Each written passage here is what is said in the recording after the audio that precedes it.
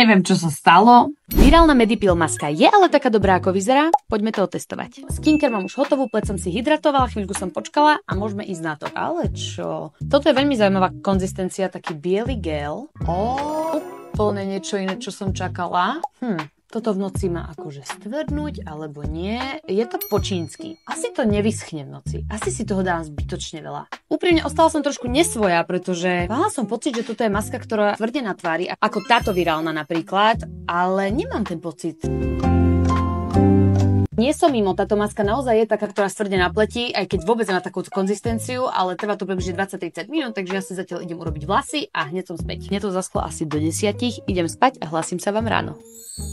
Neviem, čo sa stalo. Neviem, ako som spala. Asi dobre. Môžete vidieť svoj odraz na mojom čele. Veľmi ja milujem tieto masky. Pozrite sa na to čelo.